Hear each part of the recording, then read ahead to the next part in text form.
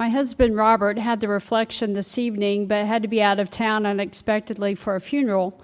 So it's my pleasure to get to share his words with you this evening.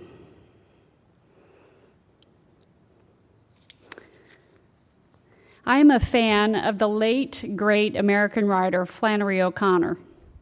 I have often referred to her as my very own personal saint.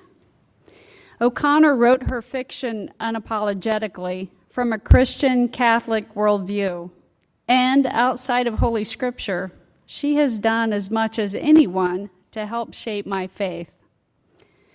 O'Connor once said the following: "Sin and grace and forgiveness and love and mercy and hell and heaven are all mysteries.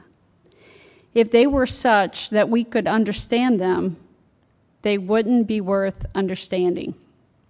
A God you understand would be less than yourself." Robert says, "It took me a good long while to grasp what O'Connor had to say about mystery and faith. You see, I was a product of our rational age, a product of our culture that insists that only that which can be proven as factual can be considered true. A culture that says, I won't believe it unless I understand it. I was in lockstep with that thinking for many years. Certainty is what I wanted." When I read tonight's gospel passage about the Sadducees questioning Jesus, I was reminded of my former self. I was someone like the Sadducees who liked to come up with hypotheticals, sometimes ridiculous ones, when talking with a person of faith.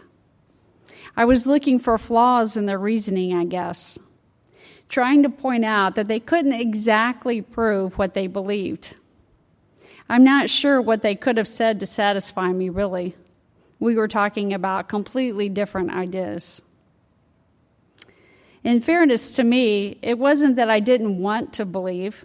I just thought that somehow, through intellectual inquiry, that there was some way to be certain about things. I felt that if I could just turn over the right stone, or turn the right page in the right book, or receive the right words from the right holy person, then somehow it would all make sense. Then I could believe. Fortunately, God had mercy on me in my restlessness, and in a moment of grace, a road to Damascus moment, if you will, I was released from that need for certainty, the need to have all the questions answered. I came to see that the things that really matter in this life are inexplicable. They are not provable. As Flannery O'Connor alluded, I'll never grasp or understand sin and grace and forgiveness and love and mercy and hell and heaven. They are mysteries.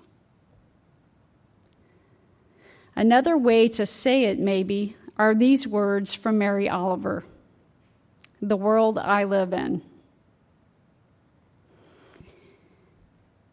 I have refused to live locked in the orderly house of reasons and proofs. The world I live in and believe in is wider than that. And anyway, what's wrong with maybe? You wouldn't believe what once or twice I have seen. I'll just tell you this: only if there are angels in your head will you ever possibly see one." Amen.